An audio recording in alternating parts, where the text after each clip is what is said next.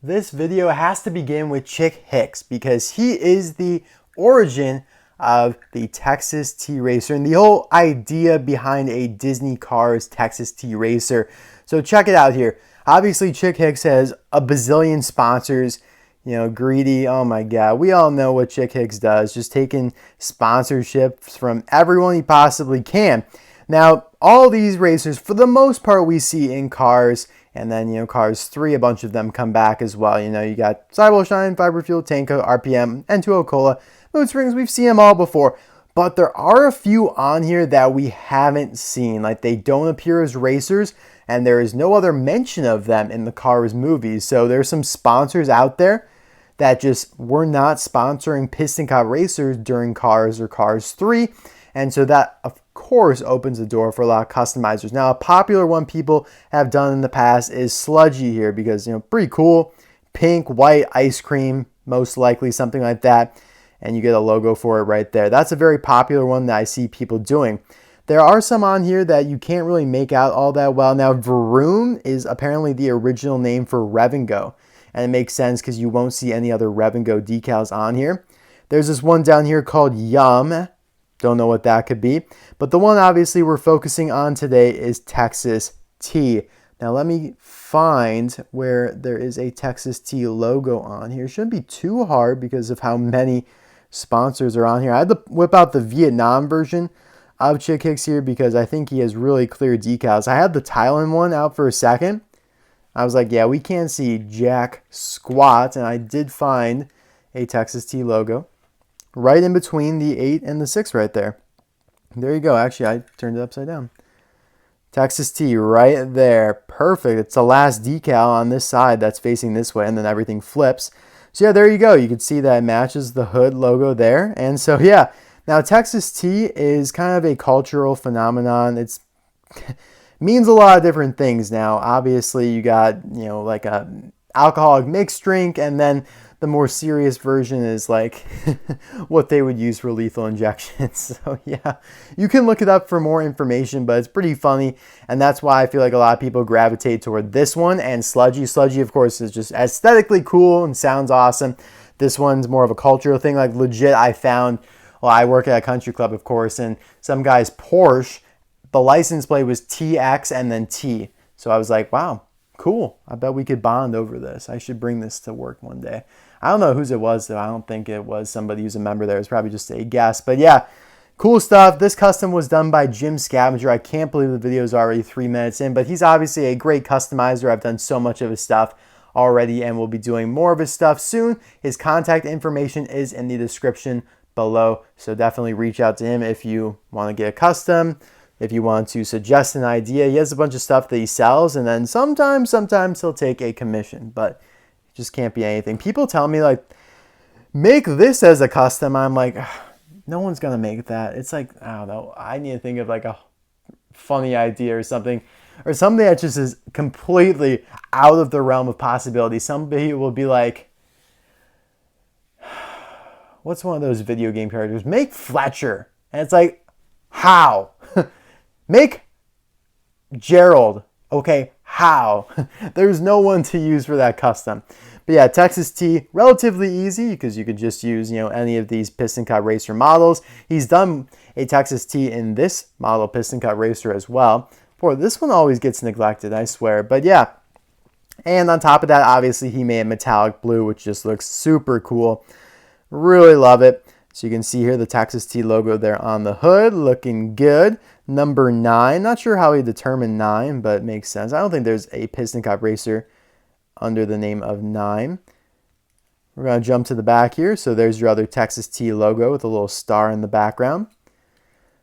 So I'm not really sure how all these decals got created because, of course, the origination of that hood one is from Chick Hicks. And, I mean, it's minuscule, so no one could have just taken it. So I feel like somebody saw it on there and then recreated it because it wouldn't be super difficult. Just, circle, orange, blue, orange, put the star in the middle. Bam, you're good to go, right? His contingency sponsors are there, looking pretty good. The classic bunch they used on all of these Cars 1 racers, just the copy and paste of that little pyramid of logos, the little stackage. He's got black rims. I feel like orange rims would look kind of cool. Metallic orange rims. Oh man, that would look elite. No grill. He's clean shaven, evidently.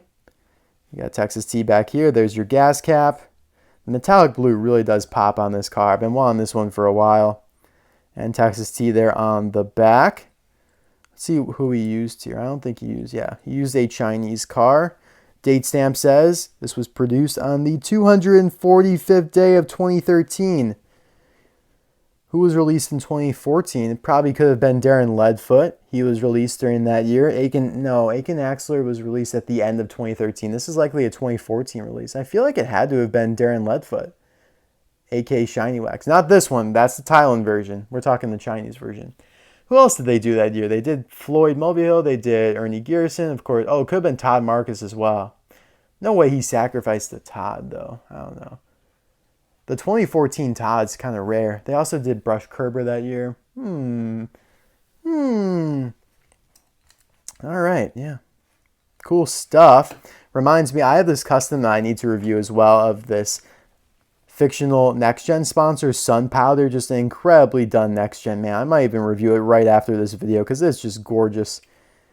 Somehow I'm going to have to create the decals for it for the thumbnail, though.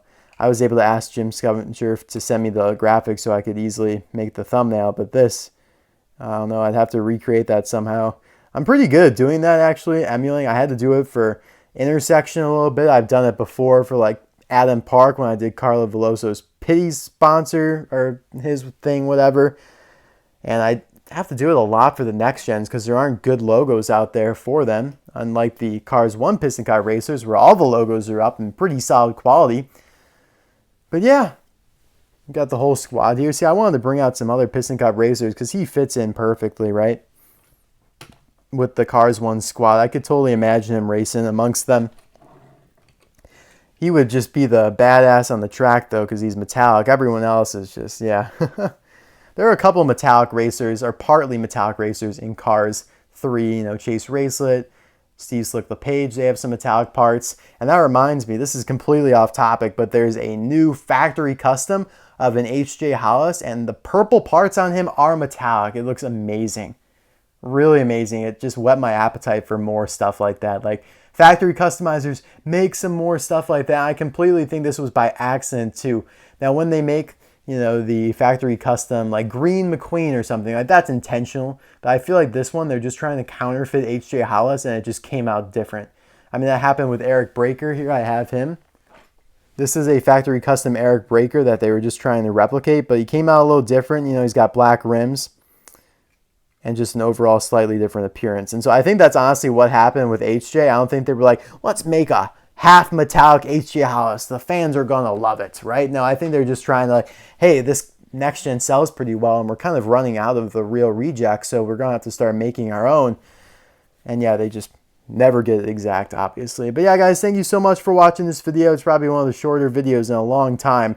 There was a point there, I don't know when this is being uploaded as I'm pre-recording this video, but there was a point where I was uploading like on average half an hour videos. Like you get 21 minutes, 25, 45, 30. It's like, oh my gosh, those were great videos. And I don't ever like think of quality over quantity because I think all my videos are like the exact same quality. I mean, some of them take more effort, but like even though this is a shorter video, like I still gave it my all and I feel like I covered all my bases and everything. So yeah, guys, just a fun little custom review, nothing too special, but I hope you enjoyed it. And I'll see you guys soon for another video. Bye now.